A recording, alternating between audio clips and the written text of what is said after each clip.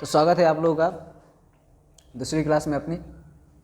इसके पिछले वाले क्लास में हमने पढ़ा था कूलाम का नियम और उसका डेरिवेशन कैसे करते हैं उसको हमने देखा था। इस कूलाम के नियम में बेसिकली हमने पढ़ा था वैद्युत बल। जो दो आवेशों के बीच में वैद्युत बल लगता है वो कैसे फाइंड किया जाता है, कैसे प्रूफ किया जाता है और उसकी विशेषताएं क्या होती है, ये हमें देखना है। हमने आपको बताया कि अगर दो आवेश रखे हुए हैं Q1 और Q2, दो आवेश रखे गए हैं, इनके बीच की दूरी r होती है। यदि ये r है इनके बीच की दूरी, तो इनके मध्य लगने वाला आकर्षण या प्रतिकर्षण बल, जिसको हम कंबाइन करके वैद्युत बल कह रहे हैं, वह वैद्युत बल जिसे हम F से प्रदर्शित कर रहे हैं वो क्या होता है, इनके गुणनफल के समानुपाती होता है और इसके बीच की दूरी के वर्ग के व्युत्क्रमानुपाती होता है। यही हमने देखा था। ये अनुपात को अगर हटा दिया जाए समानुपात को, तो इनके बीच में एक नियतांक आ जाता है जिसे हम k से रिप्रेजेंट करते हैं या फिर डायरेक्ट उसकी वैल्यू लिखते हैं 1/4 पाई एप्सिलॉन 0। ये किसके लिए? एप्सिलॉन अगर केवल लिख रहे हैं तब तो किसी भी माध्यम के लिए है, अगर ये एप्सिलॉन 0 लिख रहे हैं तो केवल निर्वात के लिए है, ठीक है ना। इसकी जगह पर हम k एप्सिलॉन 0 भी लिख सकते हैं। ये भी किसी भी माध्यम के लिए हो सकता है, क्योंकि हम जानते हैं, आपको मैंने बताया था कि epsilon is equals to epsilon 0 into K, जहाँ पर ये जो आपका एप्सिलॉन है ये किसी भी माध्यम की वैद्युतशीलता है, ठीक ना, किसी माध्यम की वैद्युतशीलता है, ठीक है, वैद्युतशीलता। जबकि जो आपका एप्सिलॉन 0 था, एप्सिलॉन 0 यह क्या था? निर्वात की वैद्युतशीलता थी, ठीक है। और के क्या था आपका? ये था परावैद्युत नियतांक, परावैद्युत नियतांक, या फिर इसी को हम बोलते हैं परावैद्युतांक भी बोल देते हैं। परावैद्युतांक या परावैद्युत नियतांक या आपेक्षिक वैद्युतशीलता या सापेक्षिक वैद्युतशीलता, ये जितने भी नाम है सब के को ही रिप्रेजेंट करते हैं। के इज इक्वल्स टू होता है एप्सिलॉन अपॉन एप्सिलॉन 0। भाई वही बात है, मैंने के को यहीं रखा, इसको उठा के इधर कर दिया है ना। तो K is equals to epsilon upon epsilon 0, ये हमने पढ़ा हुआ था। तो एप्सिलॉन भी यहाँ लिख सकते हैं, के एप्सिलॉन 0 भी लिख सकते हैं, ठीक है, into Q1 Q2 upon r²। ये सारी चीज़ें हमने देखी, ठीक है। तो जो बच्चे इसको नहीं देखे हैं वो पुरानी वाली वीडियो जाकर देख लें, अच्छी तरह से ये समझ में आ जाएगी पूरी इक्वेशन। आज हम इसी के बारे में बात करेंगे कि ये अप्लाई कैसे होता है, कैसे इस पर कैलकुलेशंस किए जाते हैं, न्यूमेरिकल कैसे सॉल्व किए जाते हैं, इस चीज़ों को हम देखेंगे, ठीक है। तो आइए देखते हैं आज क्या हमको पढ़ना है।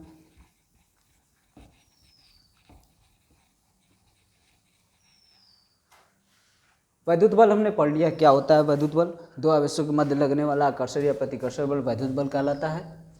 तो यह जो वैद्युत बल है इसकी कुछ विशेषताएं हैं, इसके दो आवेशों के मध्य लगने के भी कुछ नियम हैं। क्या नियम है इसको देखिए। मान लीजिए कि Q1 हेडिंग ये है आपकी वैद्युत बल की विशेषताएं, वैद्युत बल की विशेषताएं, ठीक है। क्या विशेषता है? सबसे पहली चीज कि यदि Q1 और Q2 के मध्य यह बल लग रहा है, मान लीजिए ये Q1 और Q2 इनके बीच में बल लग रहा है। बल लगने की दो स्थिति होती है। कोई एक दीवार है, मान लीजिए ये कोई दीवार है, ठीक है, इसमें हम एक रस्सी बांध करके, कील में रस्सी बांध करके और यहाँ से इसको पूरी जान लगा खींच रहे हैं, ठीक है, इधर की तरफ। अगर इस दीवार से रस्सी बांध के हम जोर से खींच रहे हैं तो बल कौन लगा रहा है? बल तो हम लगा रहे हैं, F की तरफ बल इधर लगा रहे हैं, है ना। लेकिन जब तक यह रस्सी नहीं टूटती है तब तक क्या होता है, तब तक ये दीवार भी अपनी तरफ बल लगा रही थी। यही तो है न्यूटन का नियम, क्रिया प्रतिक्रिया के नियम। भाई अगर हम इधर की तरफ बल लगा रहे हैं एक दिशा की तरफ और दूसरी दिशा में बल लगा रहे हैं और पूरी स्थिति साम्य अवस्था में है, कहीं कोई डिस्टर्बेंस नहीं हो रही है, तो ये जितना इधर बल लगाएंगे उतना ही ये ऑब्जेक्ट भी इस पर बल लगाएगा, है ना। ये बात थी। एक स्थिति थी कि दो लोग थे, है ना, दो लोग थे, एक ही रस्सी को पकड़ के खींच रहे थे। ठीक है, ये दोनों लोग एक ही रस्सी को पकड़ के खींच रहे थे। यहाँ पर भी बल लगाया जा रहा है, ध्यान दीजिएगा, यहाँ पर केवल एक ऑब्जेक्ट द्वारा बल लगाया जा रहा था, इसके विपरीत इसकी प्रतिक्रिया हो रही थी। लेकिन यहाँ पर दोनों ऑब्जेक्ट द्वारा बल लगाया जा रहा है, दोनों अलग अलग बातें, ठीक ना। तो वही सेम चीज़ यहाँ होती है, ये क्रिया ना होकर के ये वाली क्रिया होती है, ठीक ना। Q1 और Q2 द्वारा एक दूसरे पर बराबर बल लगाया जाता है। मान लीजिए कि यदि Q1 धन प्रकृति का है और Q2 भी धन प्रकृति का है, या समान आवेश है, दोनों पर समान प्रकृति का है, उस स्थिति में Q1 जितना बल इस पर लगाएंगे उतना ही Q2 इस पर लगाएगा। मान लीजिए इसकी तरफ से F बल इधर लग रहा है, ये प्रतिकर्षण प्रकृति का लग रहा है, ठीक है, यानी कि ये इधर की तरफ जाएंगे, ऐसे F इधर लग रहा है, तो इसका भी F किधर लगेगा, इधर की तरफ लगेगा। ये दोनों क्या करेंगे, ये इधर भागेंगे और ये इधर बाएंगे, F बल से इधर की तरफ बाएंगे, इधर की तरफ, एक दूसरे के बीच क्या होगा, प्रतिकर्षण बल लगेगा, और समान बल लगेगा, इधर से भी F इधर से भी F। पहली बात यह है कि दोनों आवेश एक दूसरे पर समान मात्रा में बल लगाते हैं, चाहे वो प्रतिकर्षण प्रकृति का हो, चाहे वो आकर्षण प्रकृति का हो, ठीक है। अच्छा, दूसरी बात क्या है, दूसरी बात देखिए, दूसरी बात यह है, इसको आप लिखना चाहें तो लिख सकते हैं कि कोई भी आवेश एक दूसरे पर समान मात्रा में बल लगाते हैं, सीधी सी लाइन है, ठीक ना। दूसरी बात यह है कि मान लीजिए दो आवेश एक दूसरे पर बल लगा रहे हैं, उनके बीच हम तीसरा आवेश ला देते हैं, तो क्या जो दो आपस में बल लगा रहे थे उनके बल पर कोई प्रभाव पड़ेगा? अंदाजा लगाइए आप। मान लीजिए दो आदमी है ना, ये एक दूसरे से बहुत हिचकिच कर रहे हैं, इनके बीच झगड़ा हो रहा है, ठीक ना। तो अगर तीसरा आदमी आकर यहाँ खड़ा हो जाए तो क्या होगा, इन पर क्या इफेक्ट पड़ेगा? या तो इनका झगड़ा और बढ़ जाएगा या तो कम हो जाएगा। लोग देख करके ये लोग थोड़ा सा या फिर रोक देंगे अपने आप को, या फिर बहुत ज़्यादा झगड़ा करने लगेंगे, ऐसा कुछ होगा। या फिर ये आकर के इनको रोकने की कोशिश करेगा, या फिर ये इनको और चढ़ा देगा कि भाई लड़ो मरो, ऐसा भी हो सकता है। लेकिन यह बात आवेश में नहीं होती। आवेश में क्या होता है कि जब Q1 और Q2 आपस में बल लगा रहे होते हैं, चाहे मान लीजिए इधर की तरफ F लग रहा है, इधर की तरफ भी F लग रहा है, ठीक है। यदि यहाँ पर कोई Q3 आ जाता है तो यह Q3 इस पर तो बल लगाएगा और इसके कारण भी इस पर बल लगेगा, लेकिन इनके बीच जो बल लग रहा था उस पर कोई प्रभाव नहीं पड़ेगा, ये अब भी F बल ही लगेगा, ठीक है। किसी अन्य आवेश के आने के कारण इनके बीच लग रहे बल पर कोई प्रभाव नहीं पड़ेगा, ठीक ना। तो दूसरी विशेषता ये है कि इनमें इंटरप्शंस नहीं होते हैं, कोई इनके बीच में किसी अन्य आवेश के आने के कारण इनके बीच जो बल लग रहा था वो प्रभावित नहीं होता है। तो दूसरी बात को भी लिख सकते हैं आप लोग इस तरह से कि किन्हीं आवेशों के बीच लग रहे वैद्युत बल, लग रहा वैद्युत बल किसी अन्य आवेश के आने से या जाने से उसके बीच लगने वाले बल पर कोई प्रभाव नहीं पड़ता है। तो दूसरी बात तो ये आपकी होगी, ठीक ना। मान लीजिए Q1 है, Q2 है, ये Q3 है, इनके बीच जो बल लग रहा था F और F, ये उतना ही लगता रहेगा, इसके आने से कोई इफेक्ट नहीं पड़ेगा, ठीक ना।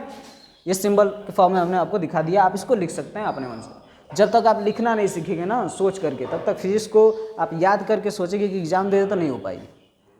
तो आपको क्या करना है, इनको समझना है, इस नोटेशन को समझना है कि मैंने यहाँ पर क्या कहा हुआ है। Q1 Q2 दो आवेश है, इनके बीच कुछ बल लग रहा है और कोई तीसरा आवेश आ रहा है Q3, इसके आने से इनके बीच में कोई इफेक्ट नहीं पड़ा, बस यही तो बात है, इतना ही तो कहना है ना। तीसरी बात देखिए, तीसरी बात क्या है भाई, मैंने कहा ये Q1 है और ये है Q2, ठीक है। ये बल लगा रहे हैं इधर की तरफ, ये बल लगा रहे हैं इधर की तरफ, इधर की तरफ, इधर चारों तरफ बल लगा रहा है, जहाँ भी आवेश आ जाए, है ना। ये भी बल लगा रहा है अपना इधर की तरफ, दोनों धन प्रकृति का है तो बाहर बाहर की तरफ सबको धकेलेंगे जब तक कोई ऋण ना आ जाए, ये भी धन प्रकृति का है ना। तो ये वाला बल आएगा इधर की तरफ और ये वाला बल आएगा इधर की तरफ, क्या हो सकता है?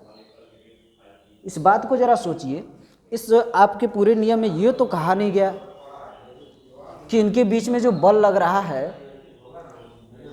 ये जो बल लग रहा है वो एक सीधी रेखा में ही लगेगा या फिर इनको मिलाने वाली रेखा पर ही लगेगा। उस डिफिनेशन में मैंने ऐसा कुछ नहीं लिखा है, लेकिन उसमें है, किताब में दिया भी है, इसको आपको जानना भी चाहिए कि यदि दो आवेश हैं, ये है ऐसा, ठीक ना, Q1 और Q2 दो आवेश हैं, तो इनके बीच यदि कोई बल लग रहा है तो वो इस तरह से नहीं लग सकता। कहने का मतलब ये है कि मान लीजिए कोई Q1 Q2 आवेश है, तो ये ऐसा नहीं कि इधर की तरफ बल लगाएगा, इसकी सीधाई में इधर की तरफ बल लगाएगा और ये इधर की तरफ बल लगाएगा इसकी सीध में, नहीं, ऐसा कुछ नहीं। ये जब भी बल लगाएंगे तो एक दूसरे को मिलाने वाली रेखा पर ही लगाएंगे। बात आ रही है समझ में?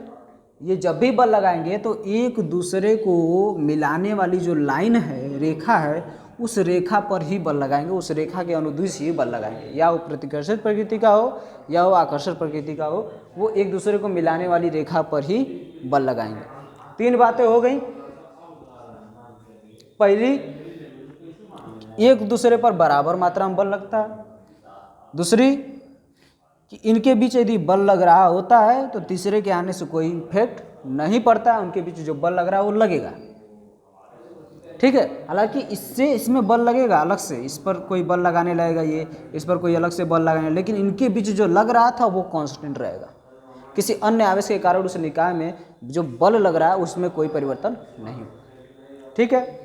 तीसरी चीज़ हमने क्या बताई कि जो बल लगेगा उसको मिलाने वाली रेखा पर ही लगेगा, चाहे मान लीजिए आकर्षक प्रकृति का हो चाहे वो प्रतिकर्षक प्रकृति का। तो ये कुछ विशेषताएं हैं एक आवेश की, एक वैद्युत बल की, ठीक है। वैद्युत बल की और भी आप विशेषताएं अपने मन से लिख सकते हैं, जैसे जो आपका वैद्युत बल होता है या आकर्षक प्रकृति का भी हो सकता है और प्रतिकर्षक प्रकृति का भी होता है। किस पे डिपेंड करता है? उस आवेश की प्रकृति पर। जैसी आवेश की प्रकृति है वैसा ही बल की प्रकृति होगी, ठीक है ना। तो ये चार विशेषताएं। चौथा भी आप लिख ही लीजिए कि यह जो वैद्युत बल होता है दो प्रकृति का होता है, या तो आकर्षक प्रकृति का होगा जब दोनों के दोनों विपरीत प्रकृति के आवेश होंगे, और एक होगा आपका प्रतिकर्षक प्रकृति का होगा जब दोनों के दोनों समान प्रकृति के आवेश होंगे, ठीक ना। तो ये तो आ गई आपकी बल की विशेषताएं, ठीक है। आगे देखते हैं अध्यारोपण का सिद्धांत। ऐसा ही कुछ बल लग रहा होता है, इनके बीच बहुत सारे आवेश एक जगह आके इकट्ठा हो गए, एक दूसरे पर सब बल लगा रहे हैं, तो हम कैसे कैलकुलेट करेंगे भाई कि किसी एक आवेश पर कुल कितना बल लग रहा है, उस बल की बात करते हैं, ठीक ना। तो आइए देखते हैं अध्यारोपण का सिद्धांत।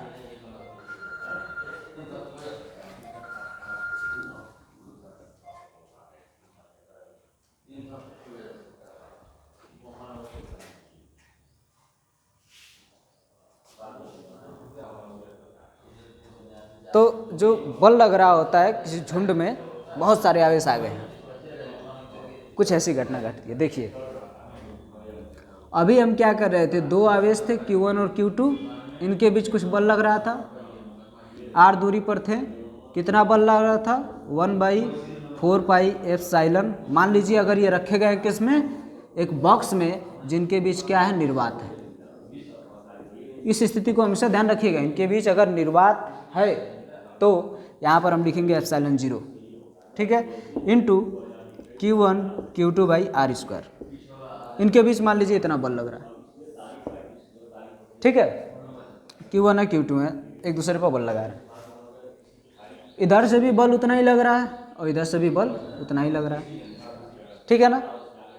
और इसी निर्वात में हमको एक तीसरा आवेश ला देते हैं Q3, है ना। तो भाई Q3 यहाँ से कुछ दूरी पर है, मान लीजिए ये मान लीजिए R1 है, तो R1² हो जाएगा, और ये मान लीजिए R2 है, ठीक है। तो इनके बीच भी कुछ बल लगेगा भाई, है ना। इस बल को भी हम डिनोट कर रहे हैं। मान लीजिए ये कौन सा बल था, इधर से इधर की तरफ लग रहा था, 1 और 2 के बीच में लग रहा था, ठीक ना। अभी आपका वैद्युत बल का जो सदिश रूप है वो अभी हम नहीं देख रहे हैं, क्योंकि सदिश रूप को जो शुरू करेंगे तो केवल सदिश ही शुरू रहेगा, ठीक ना। अदिश रूप में ही अभी हम लोग, ठीक ना। तो F Q1 और Q2 के बीच में लग रहा है F1 1 2, ठीक ना, 1 2 के बीच में लग रहा है, तो 1 2 के बीच में लग रहा है तो F1 2, और F1 और 3 के बीच में, 1 और 3 के बीच में जो लग रहा है उसको लिखते हैं F1 3 is equals to 1/4 pi epsilon. भाई निर्वात तो वही है, कांस्टेंट भी वही रहेगा, ठीक है, इंटू Q1 Q3 अपान R2 स्क्वायर, इनके बीच की डिस्टेंस क्या है, R2 है, तो इनके बीच जो बल लग रहा है वो हो जाएगा F13। बात आई समझ में? अब भाई अगर ये आए हैं तो इनसे भी कुछ दूरी पर होंगे ना, इस आवेश से भी, तो ये भी कुछ अपना प्रभाव दिखाएंगे आपस में। तो इनसे मान लेते हैं ये R3 दूरी पर हैं, तो इनके बीच में कुछ बल लगेगा भाई, उसको भी लिख लेते हैं F23। कितना लग रहा है भाई, 1/4 pi epsilon 0 into Q2 into Q3 अपान R3 स्क्वायर। हो गया? तो इनके बीच में कुछ बल लग रहा है F13, इनके बीच में जो बल लग रहा है F12 इधर से भी लगेगा तो वही लगेगा, इनके बीच में जो बल लग रहा है वो लग रहा है F23। ठीक है, यदि हम ये कहें कि यह जो आवेश है Q1 जो है, इस पर कुल कितना बल लग रहा है, कुल वैद्युत बल कितना है,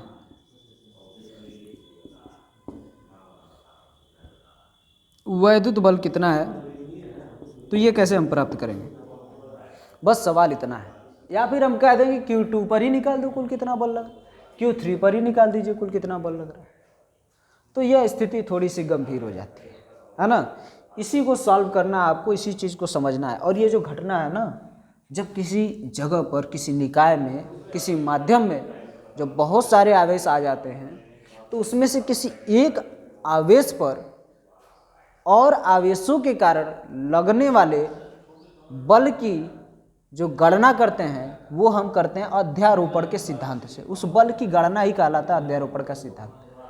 और अध्यारोपण का सिद्धांत यानी कि प्रिंसिपल ऑफ सुपरपोजिशन कहता है कि यदि किसी निकाय में बहुत सारे आवेश रखे गए हैं, तो उसमें से किसी एक आवेश पर अन्य आवेशों के कारण जो बल लग रहा है, परिणामी बल लग रहा है, वह अन्य आवेशों के लगने वाले बलों का बीजगणितीय योग के बराबर हो। ठीक है ना, यही अपना कहता है अध्यारोपण का सिद्धांत। इसको थोड़ा डिटेल में समझते हैं। अभी तो ये कहानी थी, इतनी आपको समझ में आई कि अगर हमको एक पर निकालना हो तो हम कैसे निकालें। ठीक ना, इससे पहले, इसको कैलकुलेट करने से पहले आपको दो चीज़ें आनी चाहिए। आपने इससे पहले क्लास 11th में पढ़ा है, सदिश पढ़ा होगा, चैप्टर 1 सदिश करके, वेक्टर, है ना, जिसमें आप कुछ नियम पढ़ते हैं, वेक्टर को कैसे जोड़ा जाता है, कैसे घटाया जाता है, उसमें एंगल होता है, उसको कैसे पढ़ा जाता है। तो इसमें सदिश की ज़रूरत पड़ेगी आपको। ठीक ना, पहली चीज़, अगर ऐसे दिया हुआ है तब तो ठीक है। एक चीज़ आप ध्यान दीजिए कि मैंने यहाँ पर किसी आवेश की प्रकृति को नहीं बताया कि कौन धनात्मक है कौन ऋणात्मक है, तो आप इससे ये भी नहीं डिसाइड कर सकते कि जो आपका बल लग रहा है वो आकर्षण प्रकृति का है या प्रतिकर्षण प्रकृति का है ना। अगर ये इसमें इंक्लूड कर दिया जाए तब थोड़ी सी बात समझ में आने लगी। अभी इतनी बात समझ में आई कि किसी एक आवेश पर अन्य आवेशों के कारण जो बल लगेगा उसको हम जब निकालेंगे तो उसको हम पढ़ेंगे किसमें, अध्यारोपण के सिद्धांत में। तो आइए देखते हैं, पहले सदिश रूप को पढ़ते हैं, वैद्युत बल के सदिश रूप को, कि कैसे सदिश स्थिति में होता है तो कैसे कैसे कैलकुलेशन होती है। उसके बाद हम देखते हैं कि बहुत सारे अगर बल लग रहे हैं तो कैसे उसको जोड़ा जाए। ठीक है,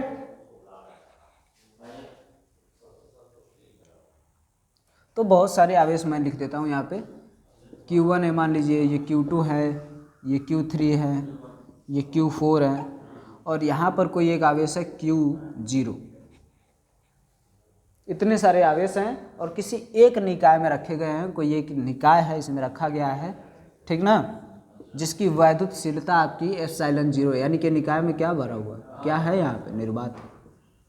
ठीक ना, वैसे यहाँ पर आप कोई भी माध्यम ले सकते हैं, उसका वहाँ पर वैद्युतशीलता लिखना जरूरी है। तो मैंने निर्वात लिया तो उसकी वैद्युतशीलता एप्सिलॉन 0। ठीक है, अब इनके बीच जो बल लग रहा है उसकी बात करते हैं।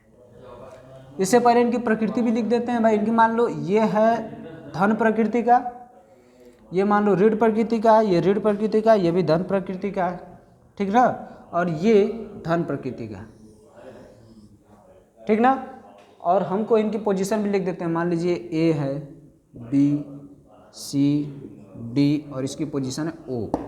हमको इसी पर निकालना है, इसी पर जितना बल लग रहा है इन आवेशों के कारण वही हमको कैलकुलेट करना है।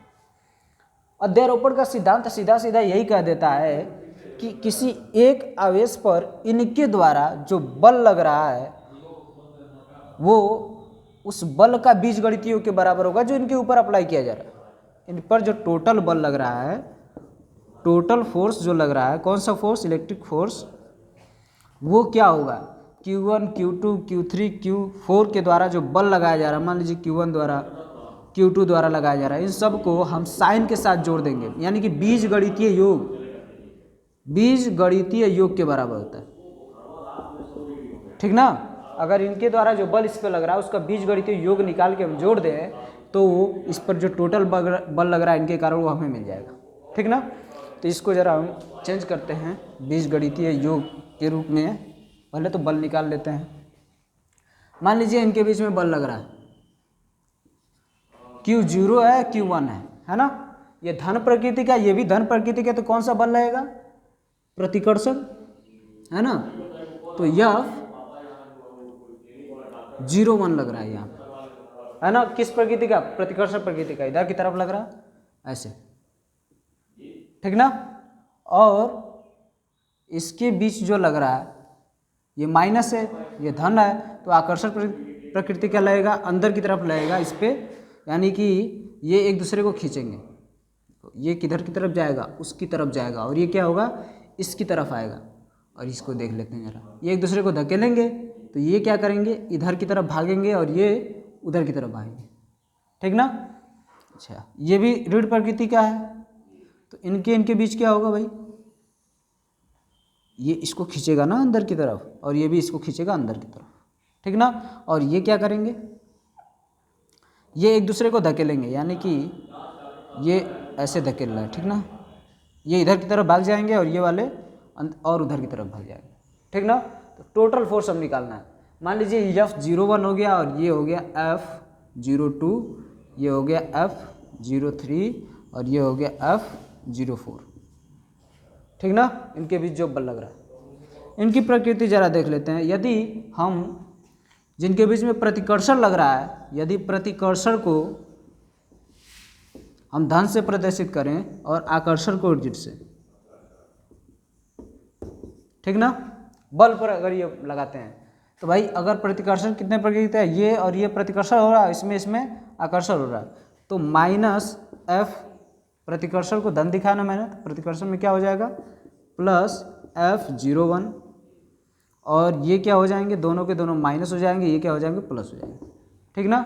इनका बीजगणितीय योग करने का मतलब इनके साइन के साथ जोड़ देना है, ठीक ना। तो इसको मैंने ले लिया, फिर इनको भी लेते हैं, -F02 -F03 और प्लस F04। जो टोटल हमारे पास फोर्स आएगा वो इन सभी द्वारा लगाया गया इस पर परिणामी बल होगा। इसी को हम बोलेंगे आपका रिजल्टेंट फोर्स बोलेंगे, या टोटल इलेक्ट्रिक फोर्स बोलेंगे, ठीक ना। यही अध्यारोपण का सिद्धांत है आपका, सीधा सीधा, कि किसी एक निकाय में बहुत सारे आवेशों के कारण किसी एक आवेश पर लगने वाले बल को निकालने के लिए आप इनके द्वारा जितना बल लग रहा है इस पर, उसका बीजगणितीय योग कर दीजिए, वो आपको पता चल जाएगा। यही है आपका अध्यारोपण सिद्धांत। तो अगले क्लास में हम देखेंगे कि वैद्युत बल और गुरुत्वाकर्षण बल की कैसे हम तुलना करते हैं, और अध्यारोपण के सिद्धांत पर कुछ न्यूमेरिकल्स होंगे जो अगले क्लास में हम लगाएंगे, ठीक है। तो मिलते हैं अपने अगले क्लास में।